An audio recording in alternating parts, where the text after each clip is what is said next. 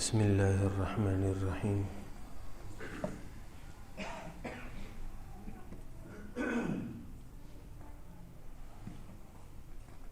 وعن عمر رضی اللہ تعالی عنہ قال قال رسول اللہ صلی اللہ علیہ وسلم ان من عباد اللہ لأناسا ما هم بأنبیاء ولا شہداء يغبطهم الأنبياء والشهداء يوم القيامة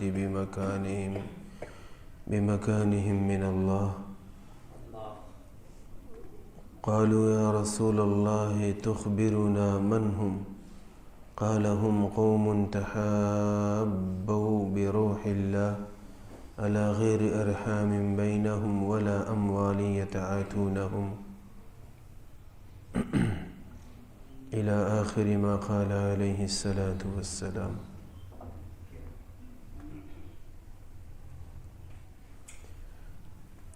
سیدنا عمر بن خطاب رضی اللہ تعالی عنہ سے روایت ہے کہ رسول اللہ صلی اللہ علیہ وسلم نے ارشاد فرمایا کہ اللہ کے بندوں میں سے کچھ لوگ ایسے ہوں گے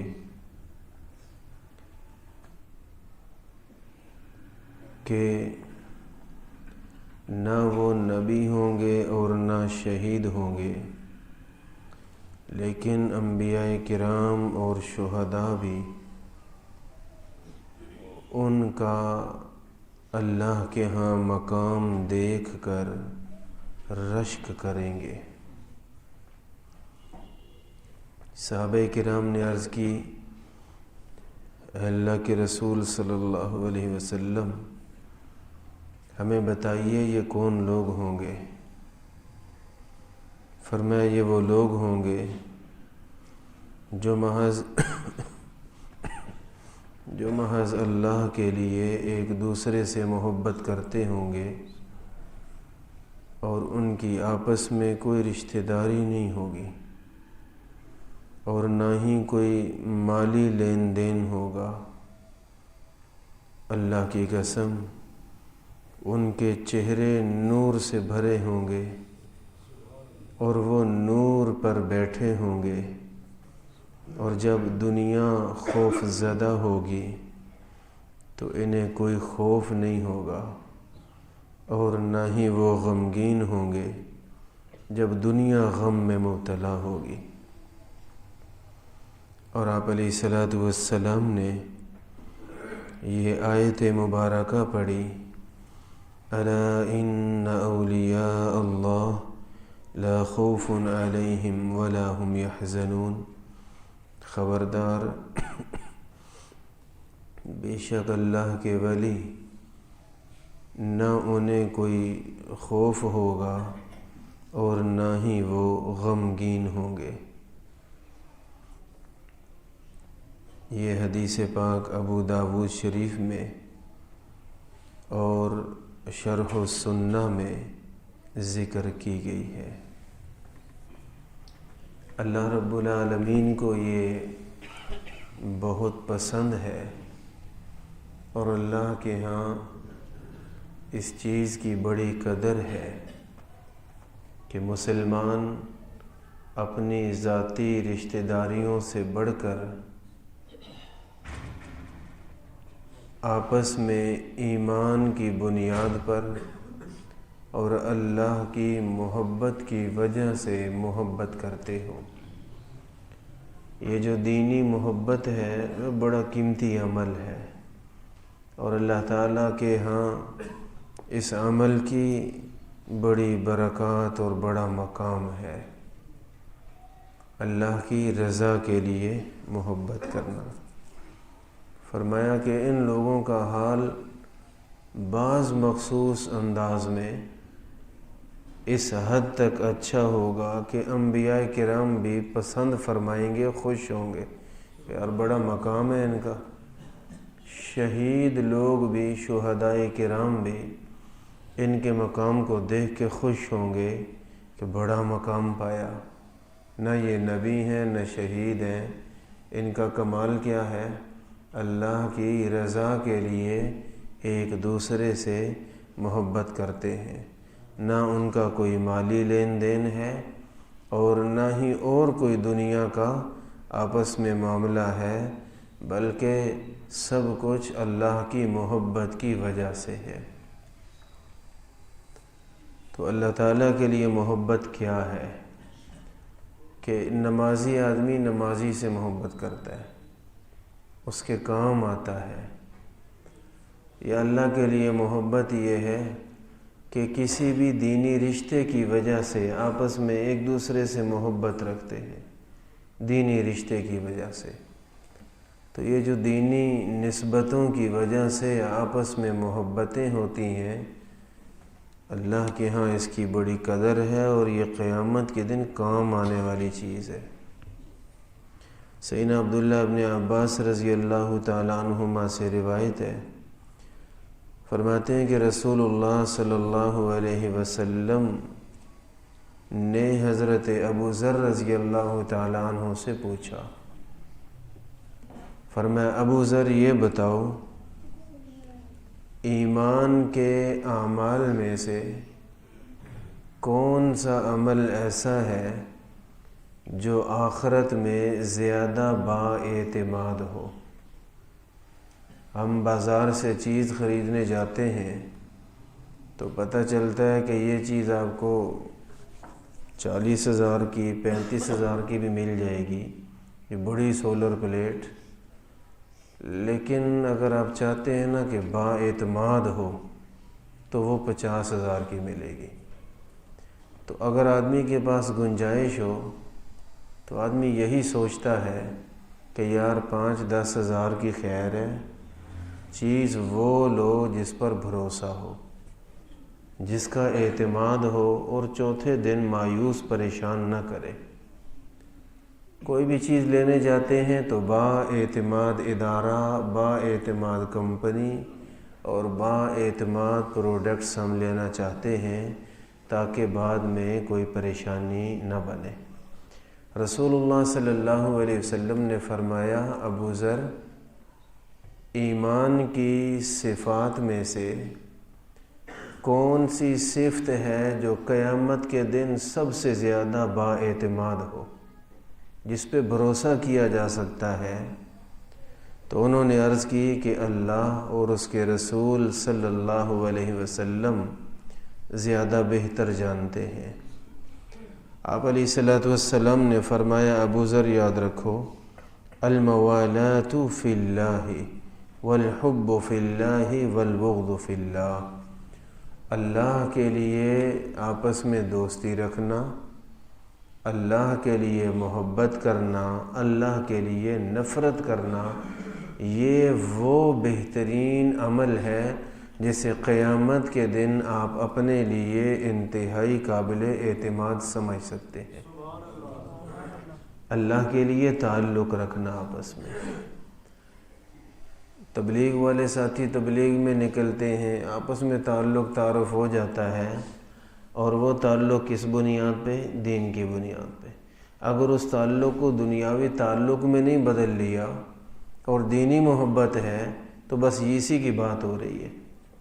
نمازی سے محبت کرتا ہے، اور مدرسے میں پڑھنے اور پڑھانے والے اس وجہ سے آپس میں محبت رکھتے ہیں کہ یار یہ مدرسے کے استاد ہیں، یہ سب شاگرد ہیں۔ مجاہدین سے محبت رکھتے ہیں، اور علماء کرام کا احترام کرتے ہیں۔ تو احترام کی اور کوئی وجہ نہیں ہوتی سوائے اس کے کہ ایک اللہ کی طرف سے ان کو اللہ نے عزت دے رکھی ہے، تو یہ تعلق کس لیے ہوا؟ اللہ کے لیے۔ تو یہ جتنے دینی رشتے ہیں، میں نے چند ایک کا نام لیا ہے، تو انہی رشتوں کی بات ہو رہی ہے کہ اللہ تعالیٰ ان کے بدلے میں آخرت میں بڑا عطا فرمائیں گے۔ سیدنا ابو ہریرہ رضی اللہ تعالی عنہ سے روایت ہے کہ نبی کریم صلی اللہ علیہ وسلم نے فرمایا، جب کوئی مسلمان کسی مسلمان کا حال پوچھنے جاتا ہے، کسی بیمار مسلمان کا حال پوچھنے جاتا ہے، تو فرمایا کہ راستے میں اسے فرشتے ملتے ہیں اور وہ فرشتے اس سے کہتے ہیں، یہ تب ہے جب اللہ کی رضا کے لیے، ایک ایمانی رشتے کے لیے سنت سمجھ کے عیادت کو جا رہا ہے، تو فرمایا کہ فرشتے راستے میں اسے ملتے ہیں اور اسے کہتے ہیں طیبتا، کہ آپ یہ بہت اچھا عمل کر رہے ہو، وطاب ممشاکا، اور یہ آپ کا چل کر آنا یہ بڑا مبارک ہے، وتبوأت من الجنت منزلا، اور تو نے جنت میں اپنے لیے گھر بنا لیا، جنت میں ٹھکانہ بنا لیا تو نے یہ عمل کر کے۔ اللہ تعالیٰ کے ہاں اعمال کی بڑی قدر ہے، بڑی قدر ہے، اتنی زیادہ قدر ہے کہ اللہ تعالیٰ کی رضا کے لیے کیا ہو، کسی نے عمل کیا اللہ کے لیے ہو، اگر اللہ کے لیے عمل کیا ہے تو قدر اتنی ہے کہ حدیث پاک میں رسول اللہ صلی اللہ علیہ وسلم فرماتے ہیں، بخاری اور مسلم شریف کی حدیث ہے کہ بنی اسرائیل کا ایک آدمی، اور ایک روایت میں بنی اسرائیل کی ایک بدکار عورت کا ذکر ہے، فرمایا کہ وہ جا رہی تھی اور اس نے، گرمی کا موسم تھا، ایک کنویں کے کنارے ایک کتا دیکھا جو مرنے کے قریب پہنچا ہوا ہے، زبان باہر نکالی ہوئی ہے، مرنے کے قریب ہے، تو یہ سمجھ گئی کہ یہ جو مرتا مرتا یہاں پہنچ کے پڑا ہے نا، تو یہ پیاس کی شدت کی وجہ سے یہاں آیا ہے۔ تو حدیث پاک میں آتا ہے اس عورت نے اپنا دوپٹہ اتارا، اس کے پاس کوئی ڈول تو تھا نہیں، وہ پانی میں ڈالا اور وہ گیلا کر کے وہ اس کے منہ میں نچوڑ دیا، بار بار ایسے ڈال ڈال کے نچوڑا تو وہ کتا بالکل ٹھیک ٹھاک ہو گیا، اس کی پیاس ختم ہو گئی۔ تو اللہ رب العالمین نے اس عورت کی اس عمل کی وجہ سے بخشش فرما دی۔ اب دیکھیے کہ کتا اللہ کی مخلوقات میں سے ہے، اور اللہ کی مخلوقات میں سے وہ مخلوق ہے جس کو بڑا گھٹیا سمجھا جاتا ہے، بڑا گھٹیا سا سمجھا جاتا ہے، اس کو اچھا نہیں سمجھا جاتا، تو ان کی اس کی خدمت کرنے پہ اللہ پاک اگر جنت عطا فرما رہے ہیں تو انسانوں کی اور یہ مسلمانوں، یہ کلمہ پڑھنے والوں کی جو خدمت کرے گا اللہ پاک اسے کتنا عطا فرمائیں گے۔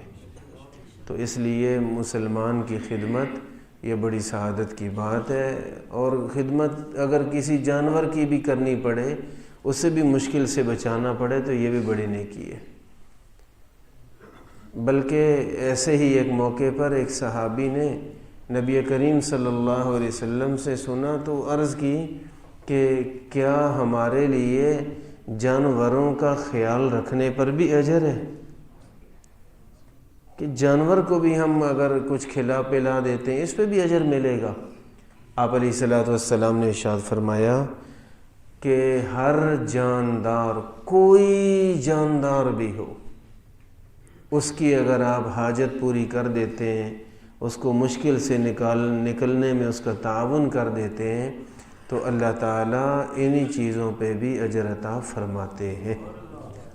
تو خاص طور پہ وہ جانور جو کسی نے اپنے گھر میں رکھے ہوئے، تو ان کا خیال رکھنا، انہیں تکلیف سے بچانا، یہ اس کے ذمے ہے، اور اگر وہ بھوک پیاس سے مر گئے، گرمی یا کسی چیز سے مر گئے، تو اس پہ وبال بھی ہوگا، کیونکہ اس نے رکھے ہوئے تھے تو اس کے ذمے تھا کہ ان چیزوں کا خیال کرتا۔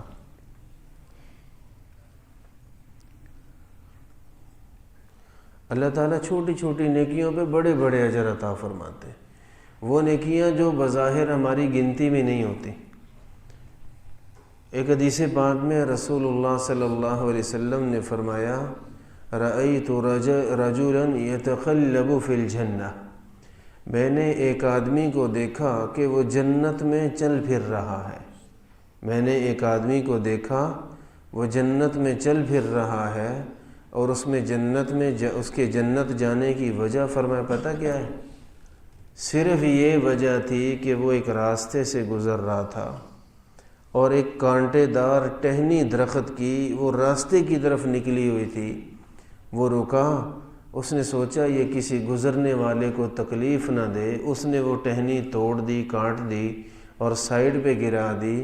اللہ تعالیٰ نے فضل فرمایا، اسی بات پہ اس کو جنت میں بھیج دیا، وہ جنت میں ٹہل رہا ہے، چل پھر رہا ہے، مزے اڑا رہا ہے۔ تو یہ اتنی نعمت اللہ پاک نے عطا فرمائی۔ میں نے کہا اللہ تعالیٰ کی نگاہ میں نیکیوں کی بڑی قدر ہے، بڑی قدر ہے، نیک اعمال کی بڑی قدر ہے۔ آپ علیہ الصلوۃ والسلام نے نیک اعمال کے بارے میں فرمایا لا تحقرن من المعروف شیئا، فرمایا کہ کسی نیکی کو بھی کبھی معمولی نہ سمجھو، کوئی ذرا سی نیکی بھی کرنی پڑے اسے معمولی نہ سمجھو، ہو سکتا ہے یہی کام آ جائے، ہو سکتا ہے یہی کام آ جائے۔ اچھا ایک اور بات بھی ہوتی ہے، ہم الحمدللہ بڑی بڑی نیکیاں بھی کرتے ہیں، چھوٹی چھوٹی بھی ہوتی ہیں۔ بڑی نیکیاں تو کئی دفعہ اس لیے ضائع ہو جاتی ہیں کہ بڑی نیکی کر کے دل میں بڑائی آ جاتی ہے۔ جب حج کر آئے تو ممکن ہے کسی حج کرنے والے کے دل میں یہ خیال آ جائے کہ میں تو بڑی شے ہوں باشو، میں تو حاجی صاحب ہوں۔ تو اب کیا ہوا، اپنے دل میں بڑائی لے آیا اس بات کی، جب اپنے آپ کو بڑا سمجھ لیا تو اللہ کی نظر سے گر گیا، تو یہ حج کر کے فائدہ نہ ہوا۔ دیکھیں حج بڑا ضروری عمل ہے، بڑا قیمتی عمل ہے۔ میں تو یہ کہہ رہا ہوں کہ اس کے دل میں بڑائی آ گئی تو بڑائی خراب کرے گی، ورنہ نیکی تو بہت بڑی ہے۔ تو لیکن چھوٹی نیکی کر کے تو کبھی دل میں بڑائی نہیں آتی، ذرا سی نیکی کر کے دل میں بڑائی نہیں آتی، وہ بندے کو خود بھی یاد نہیں ہوتا۔ آج اگر کوئی بندہ سوچے یار میں نے زندگی میں کیا نیکی کی ہے، تو کوئی بڑے بڑے چند کام یاد آئیں گے، ہاں یہ بھی کیا تھا، یہ بھی کیا تھا، اور چھوٹی نیکیاں تو یاد ہی نہیں ہوتی۔ تو ان کو آدمی چونکہ خود کوئی بڑی چیز نہیں سمجھ رہا ہوتا تو اس میں اخلاص باقی رہ جاتا ہے، اخلاص باقی رہ جاتا ہے۔ مثال کے طور پہ ایک آدمی نے کسی مجبور آدمی کو 100 روپیہ دے دیا، اب 100 روپے کی کوئی حیثیت نہیں، یہ اس کی نظر میں شاید اس کو دوسرے دن یاد نہ ہو کہ میں نے کوئی نیکی کی ہے۔ اور ایک آدمی نے کسی بڑے کام میں بڑا خرچ کر دیا، 10,000 20,000 لگا دیا، اگر 10-20 ہزار اللہ کی رضا کے لیے لگایا تو ماشاءاللہ کمال کر دیا، لیکن اگر اس پہ بڑائی دل میں لے آیا تو پھر اس کی خیر کوئی نہیں، اس نے ضائع کر لیا۔ میں نے لفظ بولا کہ بڑائی دل میں لے آیا، خود آ جائے نا خیال، اس سے کچھ نہیں ہوتا، اس سے نیکی ضائع نہیں ہوتی۔ ایک آدمی نے روزے رکھے ہیں 30، اس کے دل میں ویسے خواہ خیال آیا یار یہ لوگ کہیں گے بڑا اچھا بندہ ہے اس نے 30 روزے رکھے، تو بھئی ایسے خیال بے شک 1,00,000 مرتبہ آ جائیں آپ کا کچھ نہیں بگڑے گا۔ اور اگر آپ نے سوچ سمجھ کے کہا نا کہ یار لوگ کہیں گے، تو پھر یہ عمل برباد ہو جائے گا، پھر یہ عمل برباد ہو جائے گا۔ قرآن کریم میں اللہ تعالیٰ نے ذکر فرمایا ہے لا یؤاخذکم اللہ باللغو فی ایمانکم، اس کی تشریحات میں آ کے ایک بات یہ آتی ہے کہ جو آدمی بلا وجہ غیر اختیاری طور پہ خیال دل میں آ جائے برا، اس سے نقصان نہیں ہوتا، جان بوجھ کر آدمی خیال لائے تو اس کے اوپر پکڑ ہے۔ نبی پاک صلی اللہ علیہ وسلم نے اللہ کی رضا کے لیے آپس میں محبت رکھنے پہ بڑی فضیلتیں اور بڑے اجر سنائے ہیں۔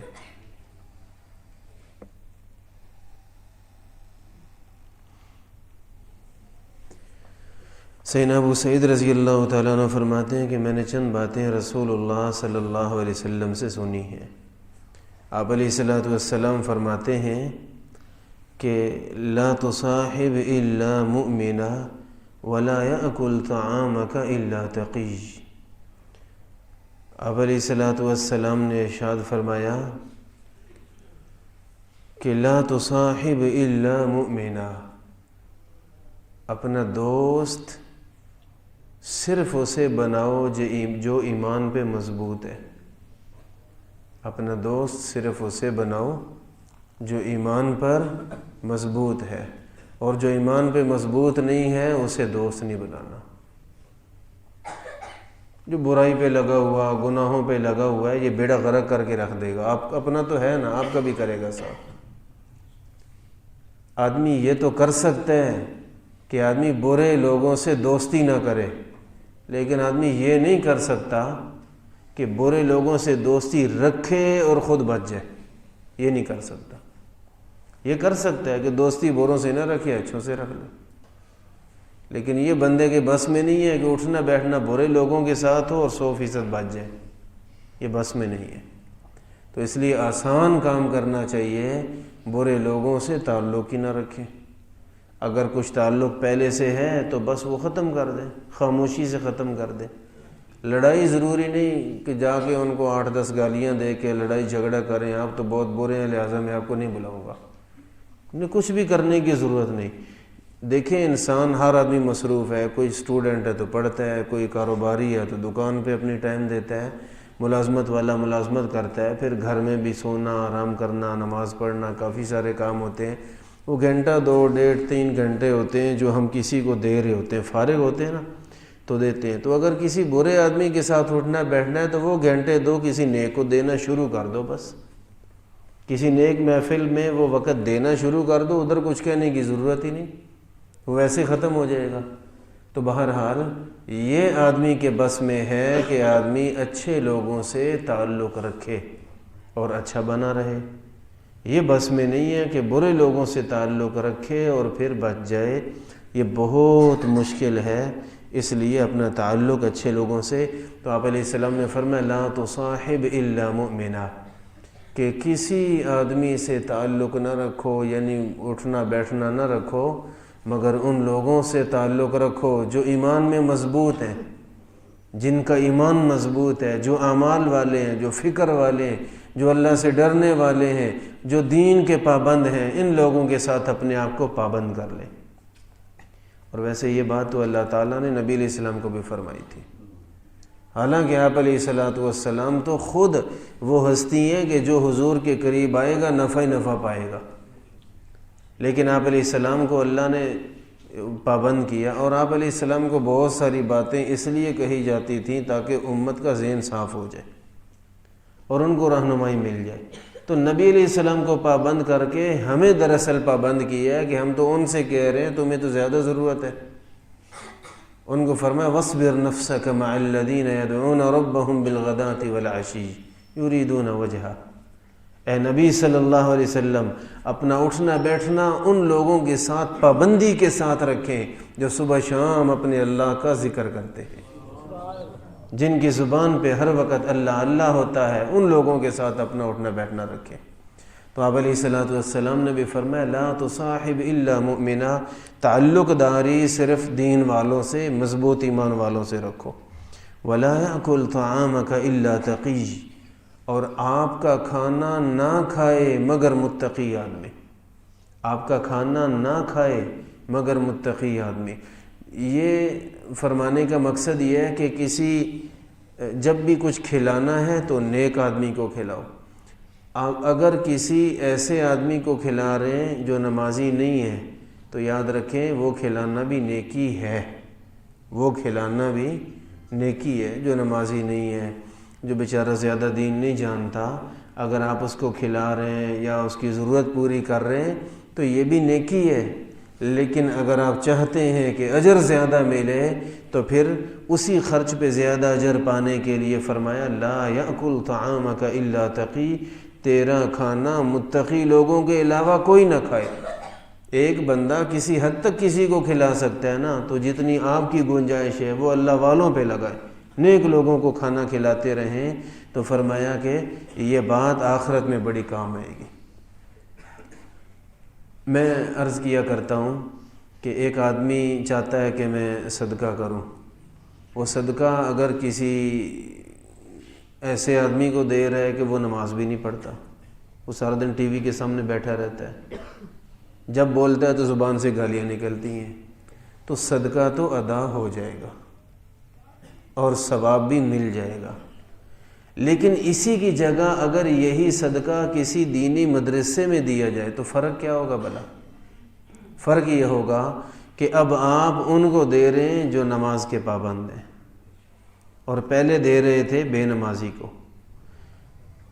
اب آپ ان کو دے رہے ہیں جو سارا دن ٹی وی کے آگے نہیں بیٹھتے، وہ سارا دن قرآن کھول کے بیٹھے ہوتے ہیں۔ اس دور میں پورا دن اس کا قرآن کے ساتھ گزرتا ہے۔ یہ مدرسے والوں کے علاوہ کوئی ہو سکتا ہے جو سارا دن صبح سے شام قرآن ہی پڑھے اور کام ہی کوئی نہ کرے؟ کوئی بیٹھا ہوا ہے ایسا آدمی یہاں پہ؟ میں گارنٹی دیتا ہوں کوئی نہیں بیٹھا ہوا۔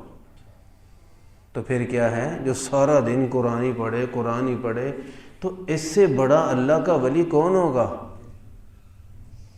تو پھر وہ کہ میں نے کہا اس کو دے رہے ہیں جو جب بولتا ہے تو گالیاں دیتا ہے، اس کی جگہ یہاں دے رہے ہیں جب بولتا ہے منہ سے قرآن کی آیت نکلتی ہے، تو کتنا بڑا فرق ہے۔ لہٰذا صدقہ دینا ہو تو دینی مدرسہ سب سے بہترین جگہ ہے، سب سے بہترین جگہ ہے۔ یہاں کا دیا ہوا، یہاں زکوٰۃ دی ہوئی، صدقہ دیا ہوا، عشر فطرانہ دیا ہوا دوسری جگہوں سے بہت بہتر ہے۔ میں یہ نہیں کہہ رہا کہ دوسری جگہوں پہ لگتا ہی نہیں، میں نے پہلے واضح کیا ہے کہیں بھی دے دیں گے نا لگ جائے گا۔ ہاں، زکوٰۃ، عشر فطرانہ، یہ تین چیزیں صدقات واجبہ میں سے ہیں۔ یہ چند مخصوص جگہ قرآن نے بتائی ہیں، وہیں دے سکتے ہیں اور کہیں نہیں دے سکتے۔ تو یہ جو نفلی صدقہ ہوتا ہے یہ کہیں بھی لگ جاتا ہے، لیکن سب سے بہترین مصرف یہ دینی مدارس کے طلباء ہوتے ہیں۔ اگر ان کے لیے خرچ کر دیا جائے تو ایک تو صدقہ لگ گیا، دوسرا نیک لوگوں پہ لگا، اور تیسرا یہ ہوا کہ آپ کا یہی صدقہ دین کا علم دنیا میں پھیلانے کے لیے استعمال ہو گیا، دین کا علم پھیلانے کے لیے لگ گیا۔ تو ماشاءاللہ ایک اضافی کوالٹی اس میں یہ ہے۔ اگر کسی اور آدمی کو دیتے ہیں تو ٹھیک ہے، ان کی ضرورت بھی پوری ہو گئی، آپ کو اجر بھی مل گیا، لیکن اس نے تو سارا دن ٹی وی دیکھنا ہے، اس نے تو نماز کے قریب نہیں جانا۔ لیکن یہاں اگر دے رہے ہوں گے تو یہی مدرسے کی ضرورت پوری ہونے کا فائدہ کیا ہوگا کہ آپ کا یہ پیسہ دین کے علم کو پھیلانے میں، قرآن کی آیتیں یاد کروانے میں، ان چیزوں میں لگ گیا۔ نہ جانے آج کی یہ آیت یاد کی ہوئی زندگی میں کتنی لاکھ مرتبہ پڑھتا رہے گا، لاکھوں کو آگے پڑھائے گا، وہ اگلوں کو پڑھائیں گے، وہ اگلوں کو پڑھائیں گے۔ یہ تو آپ نے سوچا ہی نہیں ہوتا جو اتنا بڑا اجر ملتا ہے، ایک راستہ بن جاتا ہے، اجر کا راستہ بن جاتا ہے۔ تو رسول اللہ صلی اللہ علیہ وسلم نے فرمایا لا تصاحب الا مؤمنا، نہ بیٹھو، اٹھنا بیٹھنا نہ رکھو مگر ایمان والوں کے ساتھ، جن کا ایمان مضبوط ہے انہی کے ساتھ اٹھنا بیٹھنا رکھو۔ ولا یاکل طعامک الا تقی، اور آپ کا کھانا متقی لوگوں کے سوا کوئی نہ کھائے۔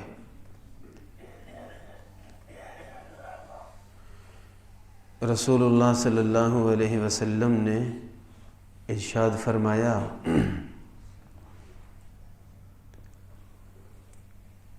کہ المرء علی دین خلیلہ، آدمی اپنے دوستوں کے دین پر ہوتا ہے۔ یہاں دین سے مراد سوچ ہے، آدمی کی، انسان کی مجبوری ہے، فطرت ہے، اپنے دوستوں کی سوچ لینی ہی پڑتی ہے۔ فرمایا اس لیے جب بندہ دوست سے اثر لیتا ہے تو دوست اچھا آدمی، نیک آدمی، اللہ سے ڈرنے والا آدمی، اسے دوست بنا لو۔ اب بھلا کیا ہوگا؟ آپ اچھا اثر لیں گے، خوف خدا کا اثر لیں گے، نیکی میں آگے بڑھنے کی طبیعت ملے گی۔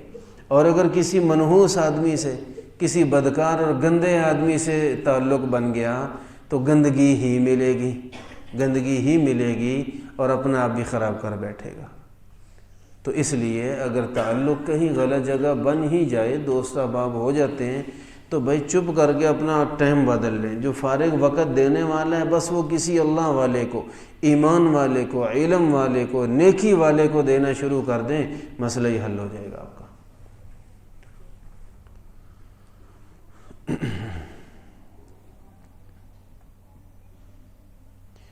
نبی کریم صلی اللہ علیہ وسلم نے ارشاد فرمایا لوگوں میں تمہیں بتاؤں نا کہ تم میں سے زیادہ اچھے لوگ کون ہیں، کمال کے لوگ کون ہیں؟ تو انہوں نے عرض کی کہ ضرور بتائیں۔ تو آپ علیہ الصلوۃ والسلام نے ارشاد فرمایا کہ خیارکم الذین اذا رؤوا ذکر اللہ، فرمایا تم میں سے سب سے اچھے لوگ وہ ہیں، کمال کے لوگ وہ ہیں کہ جب انہیں دیکھیں تو اللہ یاد آ جائے، جب انہیں دیکھیں تو اللہ یاد آ جائے۔ تو کچھ لوگ ایسے ہوتے ہیں ماشاءاللہ کہ بس انہیں دیکھ کے اللہ یاد آ جاتا ہے، یعنی دین کی طرف، ان کو دیکھ کے دین کی طرف آنے کا سوچ فوراً بدل جاتی ہے۔ دل چاہتا ہے یار ان کو دیکھ کے، اور میں نے نماز نہیں پڑھی، یار میرے اندر یہ کمی ہے، مجھے دین پہ عمل کرنا چاہیے تھا، یہ کتنے اچھے میں کتنا نکما۔ تو اس طرح کی سوچ پیدا ہو، دین میں آگے بڑھنے کا جذبہ پیدا ہو۔ فرمایا یہ لوگ ہیں تم میں سے بہترین لوگ۔ تو فرمایا خیارکم الذین اذا رؤوا ذکر اللہ، تم میں سے بہترین لوگ وہ ہیں کہ جب انہیں کوئی دیکھے تو اللہ یاد آ جائے، اللہ یاد آ جائے۔ سیدنا حضرت معاذ بن جبل رضی اللہ تعالیٰ عنہ سے روایت ہے، وہ ارشاد فرماتے ہیں کہ اللہ تعالیٰ خود ارشاد فرماتے ہیں وجبت محبتی للمتحابین فیہ، فرمایا جو لوگ، اللہ فرماتے ہیں کہ جو میری وجہ سے آپس میں محبت کرتے ہیں، دین کی نسبت سے جو لوگ آپس میں محبت کرتے ہیں، تو نبی پاک صلی اللہ علیہ وسلم نے ارشاد فرمایا کہ اللہ فرماتے ہیں کہ میرے اوپر لازم ہے کہ ایسے لوگوں سے میں بھی محبت کروں، میں اپنے اوپر لازم کر چکا ہوں کہ میں بھی ایسے لوگوں سے محبت کروں جو میری وجہ سے آپس میں محبت کرتے ہیں۔ والمتجالسین فیہ، اللہ کی محبت لینے کا ایک طریقہ کہ آپس میں اللہ کے دین کے لیے محبت۔ آپ ایک کلاس ہیں، ایک جیسے کلاس ہوتی ہے، کچھ لوگ اکٹھے پڑھتے ہیں اسکول میں، مدرسے میں، تو یہ آپ کی ایک باضابطہ کلاس ہے درس حدیث کی۔ تو ایک دوسرے کی حیا، ایک دوسرے کا لحاظ، ایک دوسرے کی محبت، ایک دوسرے کی ہمدردی، اس وجہ سے کہ یہ میری درس حدیث کی کلاس کا ہے، یہ میرا کلاس فیلو ہے، تو اس وجہ سے ہمدردی کریں گے۔ تو چونکہ یہ کلاس دین والی ہے تو اس محبت اور ہمدردی اور لحاظ اور حیا کرنے پر بھی اللہ تعالیٰ فرماتے ہیں میں لازم اپنے اوپر کر چکا ہوں کہ میں ایسے لوگوں سے محبت کروں گا۔ اور فرمایا والمتجالسین فیہ، اور میں ان لوگوں سے بھی محبت کرنا ضروری سمجھتا ہوں، اللہ فرماتے ہیں میں نے اپنے اوپر لازم کر لیا محبت کرنا، جو میری وجہ سے اکٹھے بیٹھتے ہیں، میری وجہ سے۔ تو آپ کیوں اکٹھے بیٹھیں؟ آپ میں سے کسی ایک کو دوسرے سے کام نہیں ہے، کوئی کام نہیں۔ اگر یہ درس حدیث نہ ہوتا تو آپ اپنے اپنی جگہ پہ ہوتے، یہ اکٹھے تو نہ بیٹھے ہوتے۔ اللہ فرماتے ہیں جن لوگوں کی عادت ہے میری محبت میں اکٹھے بیٹھتے ہیں، میں ضروری سمجھتا ہوں کہ میں ان سے محبت کروں۔ تو یہ اللہ تعالیٰ کی محبت ملنے کا بہترین ذریعہ ہے۔ والمتزاورین فیہ، فرمایا جو لوگ میرے لیے ایک دوسرے سے ملتے ہیں میں ان سے بھی محبت کرنا ضروری سمجھتا ہوں۔ تو اللہ کے لیے ایک دوسرے سے ملنا کیسے؟ کہ کسی نیک محفل میں آنا جانا ہے، وہ بھی وہاں جا رہا ہے، یہ بھی وہیں جا رہا ہے، تو اور کسی بھی نیک عمل کے لیے گئے اور وہاں پہ ملاقات ہو گئی، یہ بھی عمرے کے لیے گیا، وہ بھی عمرے کے لیے گیا، وہاں اللہ کے گھر میں ملاقات ہو گئی اور محبت ہو گئی ماشاءاللہ۔ اور جو وہاں ملتا ہے نا اس کے ساتھ کوئی علیحدہ محبت ہو جاتی ہے، جن کے ساتھ اکٹھے سفر ہو جاتا ہے عمرے کا، یا وہاں پہ کچھ دیر ملاقات ہو جائے تو ان سے کوئی اور ہی محبت ہو جاتی ہے، اور وہ ماشاءاللہ بڑی زبردست محبت ہوتی ہے۔ تو یہ فرمایا کہ جو میرے لیے ایک دوسرے سے ملنے والے ہیں ان لوگوں سے میں محبت اپنے اوپر لازم کر چکا ہوں۔ والمتبادلین فیہ، فرمایا جو لوگ میری محبت میں ایک دوسرے پہ خرچ کرتے ہیں میں اپنے اوپر ان لوگوں سے محبت کرنا ضروری قرار دے چکا ہوں۔ اللہ ان سے محبت کرتا ہے جو اللہ کے لیے ایک دوسرے پہ خرچ کرتے ہیں۔ اسی درس حدیث کی بات کر لیں کہ درس حدیث پاک میں کبھی کبھی ہم کچھ کھانے پینے کا بھی کرتے ہیں تو ایک آدمی 5,000 10,000 20,000 لگا رہا ہے، تو وہ اتنا کیوں لگا رہا ہے بھائی؟ اس مہنگائی کے دور میں اس کو کوئی ضرورت نہیں پیسوں کی، وہ کیوں لگا رہا ہے؟ وہ اللہ کی محبت میں لگا رہا ہے کہ یہ اللہ کے نبی کی حدیث سننے والے لوگ ہیں، تو اللہ کی محبت میں ایک دوسرے پہ خرچ ہو رہا ہے۔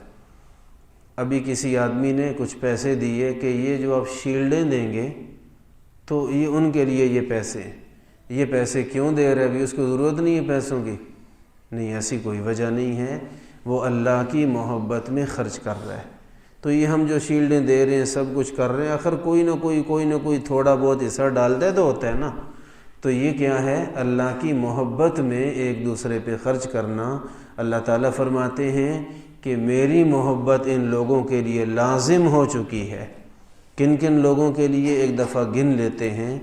اللہ تعالیٰ فرماتے ہیں المتحابین فیہ، جو لوگ میری وجہ سے آپس میں محبت رکھتے ہیں، جو لوگ میری وجہ سے اکٹھے بیٹھتے ہیں، جو لوگ میری وجہ سے ایک دوسرے کو ملتے ہیں، اور جو لوگ میری وجہ سے ایک دوسرے پہ خرچ کرتے ہیں، ان سے میری محبت واجب ہو چکی ہے۔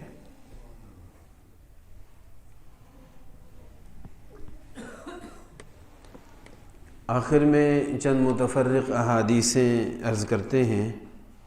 ایک تو نبی کریم صلی اللہ علیہ وسلم نے فرمایا کسی مسلمان کے لیے حلال نہیں کہ دوسرے مسلمان سے 3 دن سے زیادہ ناراض رہے۔ ناراضگی ہو جاتی ہے، اونچ نیچ بن جاتی ہے، لیکن ناراض 3 دن سے زیادہ رہنے کی اجازت نہیں۔ اور فرمایا کوئی 3 دن سے زیادہ ناراض رہا، اسی ناراضگی کی حالت میں صلح کے بغیر مر گیا، جہنم میں جائے گا۔ یہ اتنا سخت عمل ہے، اور ناراضگیاں جتنی بھی کر لیں، یہاں کے جھگڑے یہیں پھینک کر نہا دھو کے قبر میں چلے جانا ہے۔ یہ جھگڑے یہیں کے یہیں رہ جائیں گے، کچھ بھی ساتھ نہیں جانا۔ اس لیے ان چیزوں کو چھوڑ دیا جائے، اور جھگڑے ختم کرنا اللہ کو بڑا پسند ہے۔ ناراضگیاں ہو جاتی ہیں، نقصان ہو جاتے ہیں ایک دوسرے سے، بندہ زبان سے تکلیف پہنچا بیٹھتا ہے کسی کو، تو اگر کچھ ایسا ہو ہی جائے، جھگڑا ہو ہی جائے، تو فرمایا کہ 3 دن سے آگے تو نہیں جانا چاہیے، تو 3 دن تک بھی نہیں جانا چاہیے۔ ہو گیا تو ابھی صلح کر لیں، اپنا معاملہ صاف کر لیں، نہیں تو چلو 1 دن یا دوسرے دن کر لیں، تیسرا دن تو ریڈ لائن ہے نا۔ وہ بتاتے ہیں نا کہ شوگر کی یہ ریڈ لائن ہے، بلڈ پریشر کی ریڈ لائن ہے، تو ریڈ لائن تک نہیں جانا چاہیے، اس سے پہلے ہی معاملہ ٹھیک کر لینا چاہیے۔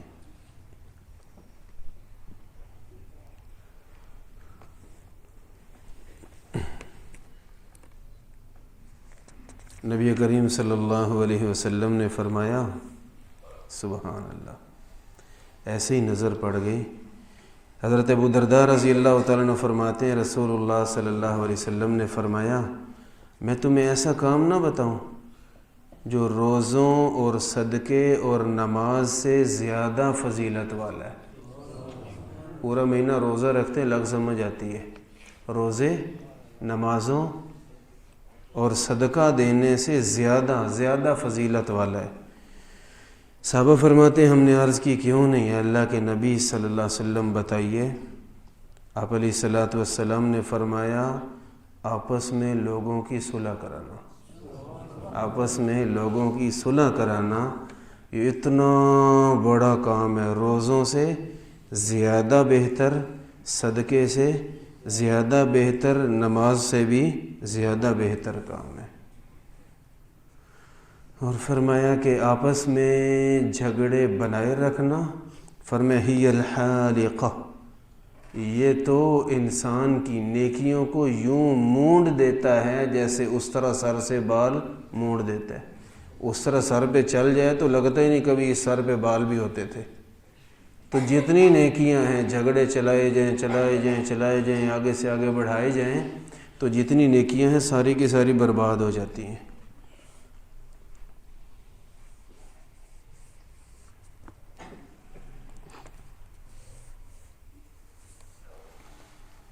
آپس میں ایک دوسرے سے حسد نہیں کرنا چاہیے۔ نبی کریم صلی اللہ علیہ وسلم نے فرمایا حسد نیکیوں کو یوں کھا جاتا ہے جیسے آگ خشک لکڑیوں کو کھا جاتی ہے، کچھ نہیں چھوڑتی لکڑیوں کا، اسی طرح حسد نیکیوں کا کچھ نہیں چھوڑتا۔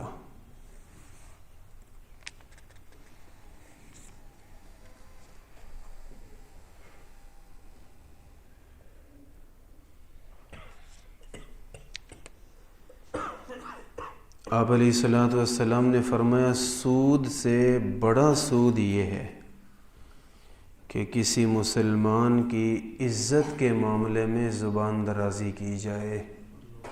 سود سے بڑا سود یہ ہے کہ کسی مسلمان کی عزت کے بارے میں زبان درازی کی جائے۔ ایک مسلمان میں غلطی دیکھ لی، اس کو بتا رہا ہے، تو یہ کیا کر رہا ہے؟ سود سے بھی بڑے سود والا کام کر رہا ہے۔ بہت بڑا جرم ہے کہ کسی مسلمان کے اوپر غلط تبصرہ کیا جائے۔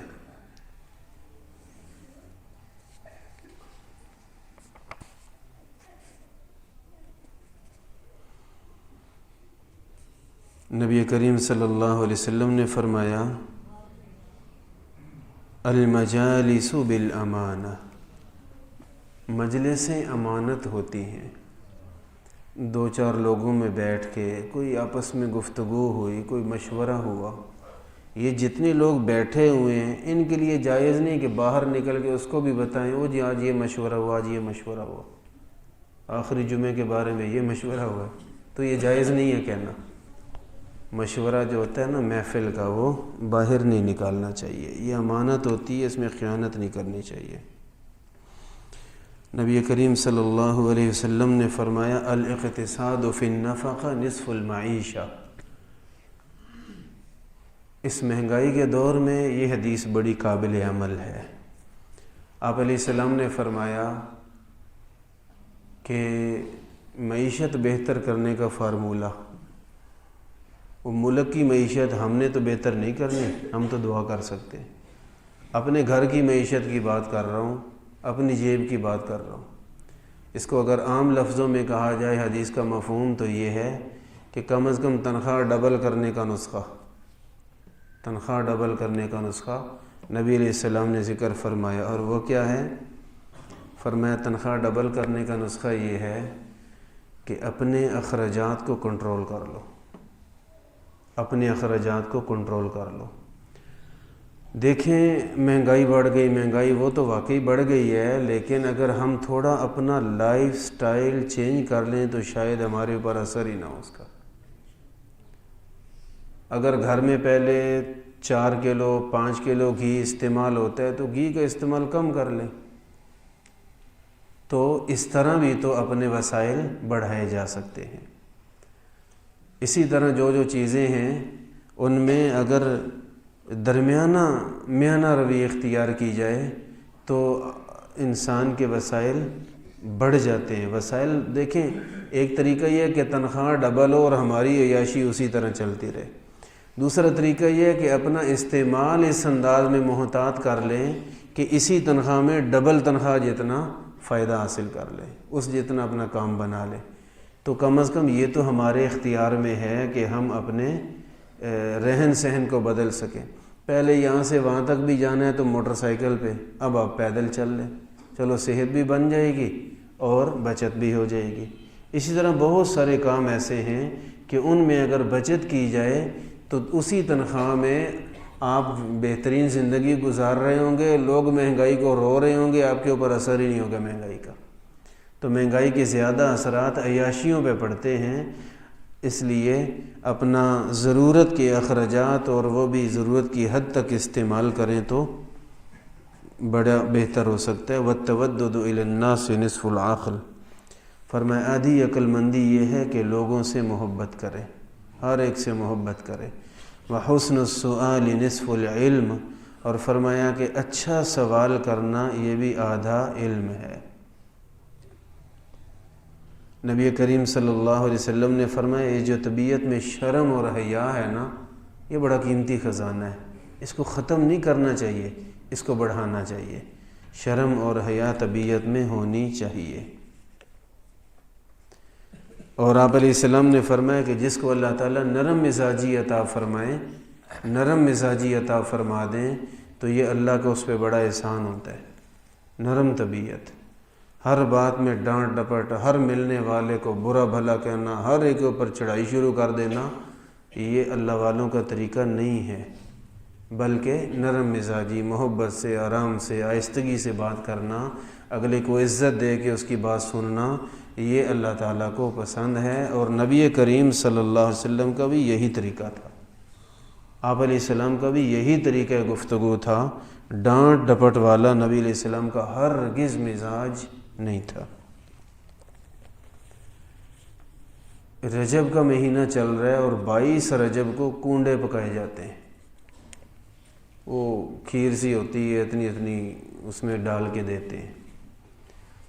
دیکھیں، نہ ہمیں کھیر سے جھگڑا ہے اور نہ اس برتن سے کوئی ضد ہے، لیکن اصل میں جس سوچ کے ذریعے یہ ہوتا ہے اس سوچ سے ہمارا اختلاف ہے، اور بہت بڑا اختلاف ہے۔ وہ یہ ہے کہ لوگ کہتے ہیں یہ امام جعفر صادق کے کونڈے ہیں، امام جعفر صادق کے کونڈے، وہ بڑی نیک ہستی تھے، بڑے اللہ والے تھے، لیکن ان کی تو نہ اس مہینے میں وفات ہے، نہ ان کی پیدائش ہے، اور نہ ہی 22 رجب کو ان کی زندگی کا کوئی بھی اہم کام نہیں ہے۔ تو آخر ٹھیک 22 رجب پہ آ کے کسی ہستی کے نام کے بہانے یہ کھلانا اور خوشی کرنا، یہ خوشی کس بات کی ہے؟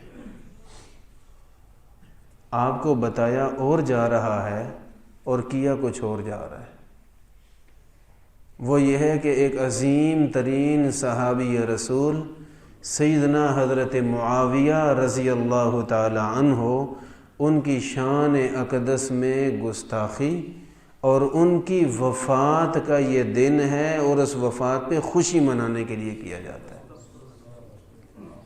تو کیا اتنی ساری کھیر کے لیے اپنا ایمان بیچ دیں گے؟ صحابہ سے بغض رکھنے والے اس کے در پہ جا کے ہم کھیر کھانے چلے جائیں گے؟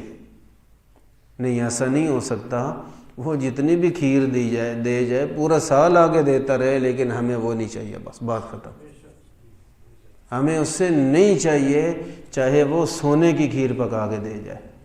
وجہ یہ ہے کہ یہ نبی کریم صلی اللہ علیہ وسلم کے عظیم صحابی، بہت بڑے صحابی حضرت معاویہ رضی اللہ تعالیٰ عنہ کی وفات کی خوشی میں بدقسمت بنا رہے ہیں، اور کھانے والے بھی اپنے آپ کو بدقسمت بنائے جا رہے ہیں۔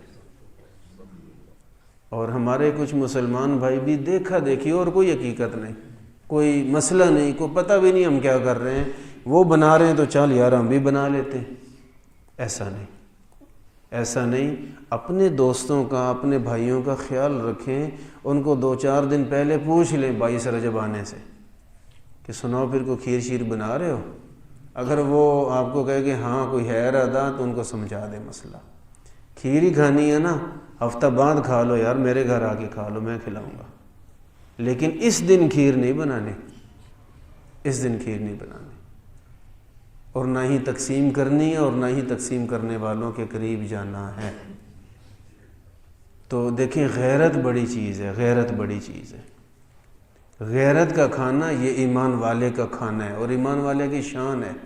سیدنا حضرت امیر معاویہ رضی اللہ تعالیٰ عنہ رسول اللہ صلی اللہ علیہ وسلم کے گھر میں، آپ علیہ السلام کی زوجہ محترمہ تھی حضرت ام حبیبہ رضی اللہ تعالیٰ عنہ، نبی علیہ السلام کی بیوی ہیں ام حبیبہ رضی اللہ تعالیٰ عنہ، اور یہ حضرت معاویہ رضی اللہ تعالیٰ عنہ ان کے سگے بھائی ہیں۔ تو کیا یہ نبی کا خاندان نہیں ہے؟ دیکھیں، جو ہمارا سالہ ہوتا ہے وہ ہمارا بھائی ہوتا ہے نا، بھائیوں جیسا ہوتا ہے۔ اور سسرالی رشتے تو زیادہ مقدس ہوتے ہیں، زیادہ قابل احترام ہوتے ہیں۔ تو نبی کریم صلی اللہ علیہ وسلم کا تو بڑا گہرا تعلق تھا ان کے ساتھ، اور اپنے ایک عظیم صحابی، اور نبی علیہ السلام نے ان کے فضائل بڑے بیان فرمائے، تو آپ علیہ السلام کے گھر کے افراد پہ حملہ آور ہونا، ان کا انکار کرنا، ان کی گستاخی کرنا، ان کی وفات پہ خوشی منانا، یہ کتنی بڑی بدقسمتی کی بات ہے۔ اور تھوڑی سی کھیر کے لیے ہم بھی اپنا نام ان دشمنوں میں لکھوا بیٹھیں تو یہ بڑی محرومی کی بات ہے۔ کوئی کرتا ہے لگا رہے، لیکن ہم ان کے ساتھ شامل نہ ہوں۔ نبی پاک صلی اللہ علیہ وسلم نے سیدنا حضرت امیر معاویہ رضی اللہ تعالیٰ عنہ کو بڑی عزتوں سے خود نوازا ہے، اور آپ علیہ السلام کے ساتھ بڑی محبت کا تعلق تھا۔ انشاءاللہ جب وقت قریب آئے گا تو اس موضوع پہ ذرا تفصیل سے بات کریں گے کہ ان کی شان کتنی زیادہ تھی۔ بس ان کی شان کے لیے اتنا کہہ لیں کہ سیدنا حضرت حسن رضی اللہ تعالیٰ عنہ، نبی علیہ السلام کے نواسے، حضرت سیدنا علی رضی اللہ تعالیٰ عنہ کے بڑے بیٹے حضرت حسن رضی اللہ تعالیٰ عنہ، انہوں نے اپنی خلافت حضرت امیر معاویہ رضی اللہ تعالیٰ عنہ کے حوالے کر دی، اور اپنا ہاتھ ان کے ہاتھ میں دے کے حضرت معاویہ کے ہاتھ پہ بیعت کر لی تھی۔ اگر یہ ہوتے غلط، خدا کی قسم ہم 2 نمبری کر سکتے ہیں، لیکن وہ ہستیاں کبھی نہیں کر سکتی تھی۔ وہ تو حضرت حسین کے بھی بڑے بھائی ہیں، وہ تو ڈٹ جاتے کٹ جاتے، لیکن ان کے ہاتھ میں ہاتھ نہ دیتے کبھی بھی۔ ان کو تو اعتبار تھا تو انہوں نے ان کے ہاتھ پہ بیعت کر لی ہے، اور آج 14ویں 15ویں صدی میں جا کے ہمیں اعتبار نہیں ہے۔ ایک مسئلہ چند دن پہلے آیا تھا، آج میں کچھ چند چھوٹی چھوٹی مختصر باتیں عرض کرنا چاہ رہا ہوں۔ چند دن پہلے ایک واقعہ میں نے سنایا تھا کہ اس نے کتے کو مارا، ڈنڈوں سے مار کے ہلاک کر دیا، اور پھر وہ اللہ کے غضب کا فلاں آدمی شکار ہوا۔ تو یہاں ایک چھوٹی سی وضاحت عرض کر دیں۔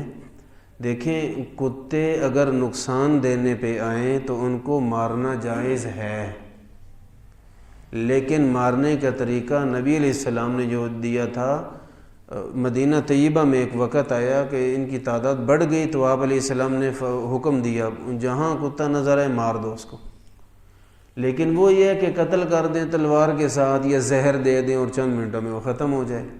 لیکن یہ ظلم کا نشانہ بنانا، تشدد کرنا، مار کے ڈنڈوں کے ساتھ قتل کرنا، یہ اذیت دینا، یہ ہر صورت میں ظلم ہے۔ اگر کبھی مجبوری بن جائے، دیکھیں جو کتا پاگل ہو جائے، جس کو ہم ہلکا کتا بولتے ہیں، باولا کتا، تو اس کو تو ویسے بھی مارنا ضروری ہے، لیکن اس مارنے کے لیے بھی اگر وہ نقصان دے رہے، قابو نہیں آ رہا، پھر جیسے بھی مار سکتے ہیں مارے، چاہے ڈنڈے کے ساتھ مارنا پڑے، لیکن بہرحال مارنے کے لیے طریقہ آسانی والا اختیار کرنا چاہیے، اذیت ناک طریقہ نہیں ہونا چاہیے۔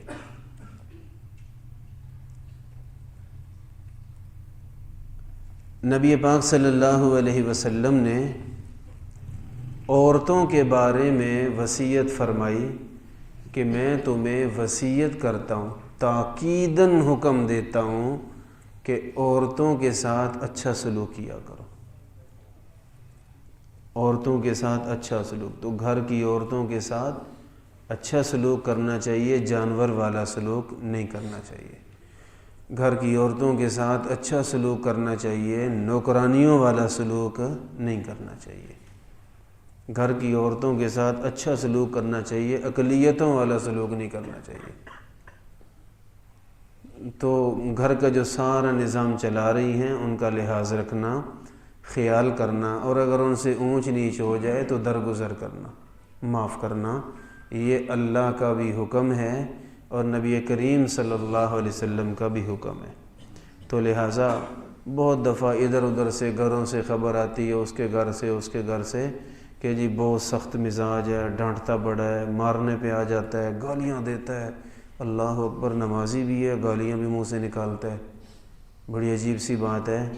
تو گھر کا ماحول وہ دین والا بنائیں۔ اور ایک روایت سے معلوم ہوتا ہے کہ آدمی کی صحیح اخلاق اور صحیح دینداری اس کے گھر سے ہی پتہ چلتی ہے کہ گھر میں کیسے رہ رہے۔ تو گھر کے افراد کے ساتھ نرمی اور شفقت، دینی کاموں پہ تو پابند کرنا ہے، اس میں تو کوئی لچک نہیں، سختی کرنی پڑے وہ بھی کر لیں، اگر کرنی پڑے آخری درجہ، سختی سے شروع نہیں کرنا، سختی پہ جا کے رکنا جائز ہے۔ اور لیکن یہ کہ گھر کے افراد کے ساتھ، بچیوں کے ساتھ اور گھر کی عورتوں کے ساتھ، بزرگ خواتین کے ساتھ عزت کا، احترام کا ایسا معاملہ کریں کہ ان کو ذلیل نہ کیا جائے اور ان کے ساتھ اچھا معاملہ کیا جائے۔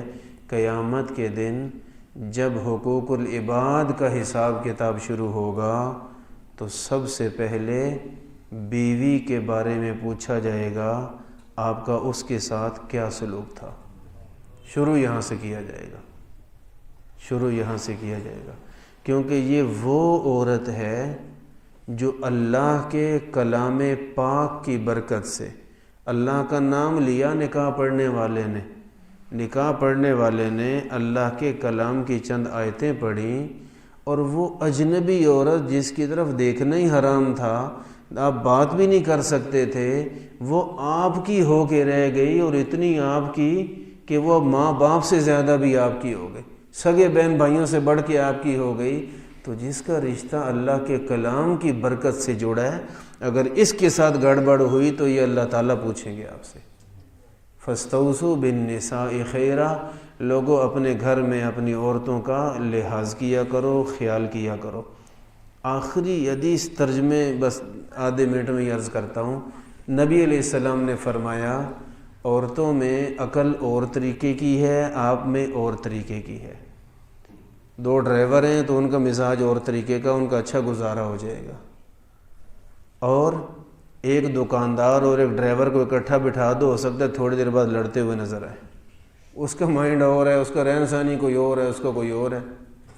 تو مرد اور چیز ہے، عورت اور چیز ہے، اس کی سوچ اور، اس کی سوچ اور، اس کا رہن سہن اور، اس کا اور۔ یہ گھر کی چار دیواری کے اندر رہنے والی ہے تو سوچ بھی چھوٹی ہوگی، آپ دنیا پھرتے ہیں تو آپ کی سوچ بھی بڑی ہوگی۔ تو رہنا بھی ان کے ساتھ ہے، اور اتنا مزاج میں فرق بھی ہے۔ تو حدیث پاک میں ہے کہ آپ کا اور ان کا مزاج میں فرق ہے بھی صحیح، اور رہنا بھی ہے۔ یہ نہیں ہوگا کہ جیسے آپ چاہتے ہیں یہ وہ ایسی ہو جائے، یہ ہو ہی نہیں سکتا۔ فرمایا ٹیڑھی پسلی سے پیدا ہوئی ہے، اور اس کو آپ جتنا بھی سیدھا کرو اسے سیدھا کو نہیں ہونا، جب چھوڑو گے پھر ویسی ہو جائے گی۔ ہاں یہ ہو سکتا ہے کہ سیدھا کرتے کرتے توڑ ہی بیٹھو، تو توڑ سکتے ہو، سیدھا نہیں کر سکتے، کیونکہ ان کی نیچر کچھ اور ہے نا، اور ہماری نیچر کچھ اور ہے۔ ان کا رہن سہن اور ہے، ہمارا رہن سہن اور طریقے کا ہے۔ تو جتنا فرق ہے اس کو تسلیم کر کے، سمجھ کے، اسی حساب سے اگر عورتوں کے ساتھ کریں گے تو انشاءاللہ اچھا معاملہ ہو جائے گا۔ تو گھر کی عورتوں کا لحاظ رکھنا چاہیے۔ اللہ تعالی ہمیں اس کی توفیق عطا فرمائے۔